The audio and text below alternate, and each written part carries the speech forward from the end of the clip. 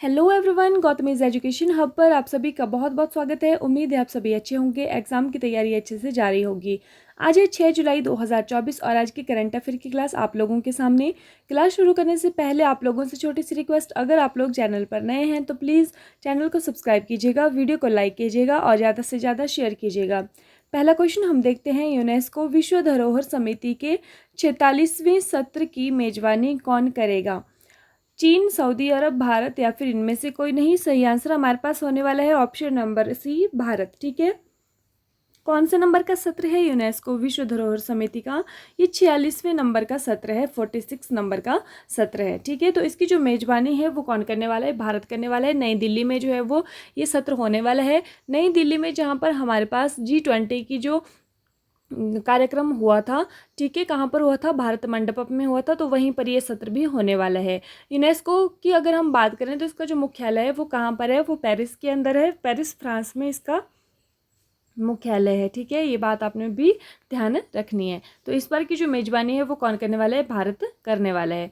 अगर हम बात करें कि 45वें सत्र की, इससे पहले जो 45वां सत्र हुआ था वो कहाँ पर हुआ था? तो वो हुआ था सऊदी अरब के अंदर। ठीक है, ये भी आप लोगों को ध्यान रखना है, हो सकता है क्वेश्चन में आपसे एग्जाम में ये पूछ लिया जाए। ठीक है, नेक्स्ट अगर हम बात करें नेक्स्ट क्वेश्चन की, हाल ही में लोकार्नो अवार्ड जीतने वाले पहले भारतीय कौन बने हैं? रणबीर कपूर, सलमान खान, शाहरुख खान, आदित्य रॉय कपूर। सही आंसर हमारे पास होने वाला है option number C, Shahrukh Khan. ये जो लोकार्नो अवार्ड है ये कहाँ का है? सिंगापुर का अवार्ड, सॉरी स्विट्ज़रलैंड का जो है वो ये अवार्ड है। ठीक है, जिसको जीतने वाले कौन है? शाहरुख खान है। ठीक है, फिल्म इंडस्ट्री से रिलेटेड ये अवार्ड है। ठीक है, और इसको जीतने वाले जो पहले भारतीय हैं वो कौन बने? वो बने हैं शाहरुख खान। ठीक है, नेक्स्ट है, एससीओ के 10वें सदस्य में कौन सा देश जो है वो शामिल हुआ है? ईरान, बेलारूस, ओमान या फिर इनमें से कोई नहीं। सही आंसर हमारे पास होने वाला है ऑप्शन नंबर बी, बेलारूस। ठीक है, एससीओ आप लोग जानते हैं, संघाई कोऑपरेशन ऑर्गेनाइजेशन। ठीक है, जिसका कि हेडक्वार्टर कहाँ पर है? बीजिंग के अंदर है। तो इसमें जो है वो 10वें सदस्य के रूप में बेलारूस शामिल हुआ है। पहले जो था बेलारूस क्या था? पर्यवेक्षक देश सदस्य के रूप में था, ऑब्जर्वेटरी जिसको हम बोलते हैं। तो उसके सदस्य वैसा सदस्य जो था वो कौन था? बेलारूस था। और इसमें जो है वो 9th नंबर में कौन ऐड हुआ था? जब 9वां देश बना था 2023 में, तो वो कौन बना था? ईरान बना था। ठीक है, ये भी आपने ध्यान रखना है। और ये भारत के अंदर इसकी जो बैठक हुई थी, ठीक है, ये भी आपने ध्यान रखना है। और इस बार की जो एससीओ की बैठक कहाँ पर हुई है, कमेंट करके आप लोग बताएंगे, क्योंकि कल परसों ही हमने अभी ये करंट में पढ़ा हुआ है। ठीक है, अब देखिए इसका जो मुख्यालय है कहाँ पर है? बीजिंग, चीन के अंदर है। अगर हम बात करें कि एससीओ की जो 10 देश कौन कौन से हैं, क्योंकि अब 10 देश हो गए हैं, तो कौन कौन से हुए हैं? कजाकिस्तान, चीन, रूस, Tajikistan, Uzbekistan, Kyrgyzstan, Bharat, Pakistan, Iran और बेलारूस अभी शामिल हुआ है। ईरान जो है वो 9th नंबर पे शामिल हुआ था। पर्यवेक्षक सदस्य अब कौन कौन से रह गए हैं? अफगानिस्तान और मंगोलिया इसमें पर्यवेक्षक सदस्यों के रूप में रह गए हैं। अगर हम बात करें कि इसकी जो स्थापना हुई थी वो कब हुई थी? वो 15 जून 2001 को हुई थी। इसमें सिर्फ 5 देशों को मिला के हुई थी, कजाकिस्तान, चीन, रूस, ताजिकिस्तान और उज्बेकिस्तान द्वारा की गई थी। और उस वक्त इसको जो है वो शंघाई 5 कहते थे। क्या कहते थे? शंघाई 5 कहते थे। और अब जो है फिर 2017 में इसका विस्तार हुआ और भारत और पाकिस्तान इसमें शामिल हुए थे। ठीक है, फिर इसका नाम भी क्या कर दिया गया? एससीओ रखा गया। पहले इसका नाम क्या था? शंघाई 5 था। 2023 में इसका विस्तार और किया गया और ईरान को इसमें शामिल किया गया और 9वें सदस्य के रूप में शामिल किया गया। अब बेलारूस जो कि पर्यवेक्षक देश था, अब जो है वो एससीओ का 10वां पूर्ण सदस्य बन गया है। ठीक है, तो आपने इसमें से याद रखना है, ये वाली बातें ध्यान रखनी है, कुछ भी आपसे एग्जाम में पूछा जा सकता है। केंद्र सरकार ने स्मार्ट सिटी मिशन को कब तक बढ़ा दिया है? तो दिसंबर 2024, जनवरी 2024, मार्च 2025, इनमें से कोई नहीं। तो इसमें जो सही आंसर हमारे पास होने वाले ऑप्शन नंबर सी, मार्च 2025। ठीक है, स्मार्ट सिटी मिशन को कब तक बढ़ाया है? मार्च 2025 को बढ़ाया है। ये जो मिशन है ये वैसे ये समाप्त हो जाना था जून 2024 को, लेकिन इसको बढ़ा दिया गया है क्योंकि कुछ परियोजनाएं योजनाएं ऐसी रह गई हैं जिनके कार्यान्वयन में कमी रह गई है, ठीक है। तो उनको पूरा करने के लिए कि फंडिंग मिल गई है केंद्र सरकार से, ठीक है, तो क्या करना है आपने, उनको योजनाओं को जो है वो कंप्लीट करना है। तो इसलिए मार्च 2025 तक जो है वो स्मार्ट सिटी मिशन को बढ़ाया गया है। अब ये किसके पास है, ये आवास एवं शहरी कार्य मंत्रालय कर रहा है इस काम को। और कौन है आवास एवं शहरी कार्य मंत्री, कौन है, ये है मनोहर लाल खट्टर, ठीक है, जो कि पहले हरियाणा के मुख्यमंत्री थे। अब अगर हम बात करें कि कितने शहरों को शामिल किया गया है स्मार्ट सिटी मिशन में, तो 100 शहरों को शामिल किया गया है, ठीक है। और इसमें उत्तर प्रदेश के सबसे अधिक शहर हैं जो कि 13 हैं, और इसके बाद तमिलनाडु के 12 शहर हैं और महाराष्ट्र के 10 शहर हैं, ठीक है। हाल ही में भारत सरकार द्वारा केंद्रीय मंत्रिमंडल की कितनी उप समितियां गठित की गई हैं, 5, 6, 7 या फिर 8। सही आंसर हमारे पास होने वाला है ऑप्शन नंबर डी, 8 समितियां, ठीक है। तो केंद्रीय मंत्रिमंडल की कितनी उप समितियां जो हैं वो गठित की गई हैं, तो 8 की गई हैं। तो कौन कौन सी हैं, देखिए, इसमें कैबिनेट की नियुक्ति समिति, जिसमें कि 2 सदस्य हैं, एक तो प्रधानमंत्री नरेंद्र मोदी हैं और दूसरे जो केंद्रीय गृह मंत्री और सहकारिता मंत्रालय के मंत्री हैं जिनका नाम है अमित शाह, ठीक है। तो ये कैबिनेट की नियुक्ति समिति के हैं। दूसरी हमारे पास है केंद्रीय मंत्रिमंडल की सुरक्षा संबंधी समिति, फिर है आर्थिक मामलों की कैबिनेट समिति, राजनीतिक मामलों पर कैबिनेट समिति, निवेश और विकास पर कैबिनेट समिति, कौशल रोजगार और आजीविका पर कैबिनेट समिति, संसदीय मामलों की कैबिनेट समिति और आवास पर कैबिनेट समिति, ठीक है। तो ये 8 उप समितियां जो है वो बनाई गई हैं केंद्रीय मंत्रिमंडल की। T20 अंतर्राष्ट्रीय में आईसीसी विश्व नंबर 1 ऑलराउंडर के रूप में स्थान पाने वाले पहले भारतीय पुरुष क्रिकेट खिलाड़ी कौन है, हार्दिक पांड्या, विराट कोहली, रोहित शर्मा या फिर इनमें से कोई नहीं। सही आंसर हमारे पास होने वाले option number A, Hardik Pandya, ठीक है। क्या किया इन्होंने, जो ये जो T20 वर्ल्ड कप हुआ है आईसीसी में, तो विश्व नंबर 1 ऑलराउंडर के रूप में इनको जो है वो स्थान मिला हुआ है, और ये पहले भारतीय पुरुष क्रिकेट खिलाड़ी बने हैं हार्दिक पांड्या, ठीक है। ये भी आपने ध्यान रखना है। हार्दिक पांड्या के साथ श्रीलंका के जो कप्तान वानिंदु हसरंगा हैं, ये भी विश्व नंबर 1 खिलाड़ी हैं, इनके साथ जो है वो स्थान साझा करते हैं। लेकिन भारत के पहले खिलाड़ी कौन बने, हार्दिक पांड्या बने हैं, ठीक है। यूनाइटेड किंगडम के नए प्रधानमंत्री के रूप में किसे नियुक्त किया गया है, ऋषि सुनक, कीर स्टारमर, डिक शुफ, इनमें से कोई नहीं। सही आंसर हमारे पास होने वाला है ऑप्शन नंबर बी, कीर स्टारमर, ठीक है। कहाँ के, यूके, यूनाइटेड किंगडम के नए प्रधानमंत्री के रूप में नियुक्त हुए हैं। इनसे पहले कौन थे प्रधानमंत्री, ऋषि सुनक, जो कि भारतीय मूल के थे।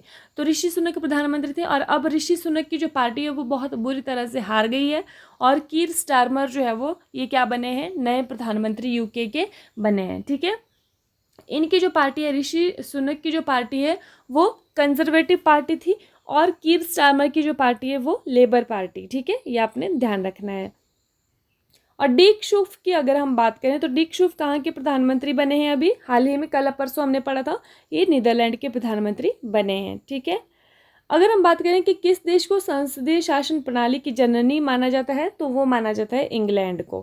क्वेश्चन नंबर 8, कोलकाता, कोकराझार, जमशेदपुर और शिलोंग में 133वें डूरंड कप की मेजबानी करेंगे। सॉरी, यहाँ पर क्वेश्चन ही टाइप हो गए। तो ये कौन सी मतलब कप की जो है वो मेजबानी करने वाले हैं फुटबॉल के, Durand Cup, doctor BC Roy Trophy, Santosh Trophy या फिर सुब्रतो कप। तो सही आंसर हमारे पास यहाँ पर होने वाले option number A, Durand cup की। तो कोलकाता, कोकराझार, जमशेदपुर और शिलोंग, ठीक है। कहाँ पर, कोलकाता में, कोकराझार में, जमशेदपुर और शिलोंग में, ठीक है। फुटबॉल के कौन से कप की जो मेजबानी करने वाले हैं ये, तो ये करने वाले हैं डूरंड कप की मेजबानी, जो कि 133वें नंबर का कप होने वाला है, ठीक है। झारखंड के 13वें मुख्यमंत्री के रूप में शपथ लेने वाले हेमंत सोरेन किस राजनीतिक दल से संबंधित हैं। ऑप्शन है हमारे पास, झारखंड मुक्ति मोर्चा, कांग्रेस, राष्ट्रीय जनता दल या फिर वामपंथी दल। सही आंसर हमारे पास होने वाला ऑप्शन नंबर है, झारखंड मुक्ति मोर्चा, ठीक है, जिसको कि हम बोलते हैं झा-मो। तो यहाँ के हैं हेमंत सोरेन। आप लोग जानते हैं कि हेमंत सोरेन जो है वो पहले इसके जो मुख्यमंत्री थे, फिर उनको क्या किया गया था, मनी लॉन्ड्रिंग के मामले में जो है वो ईडी के द्वारा जेल भिजवाया गया था।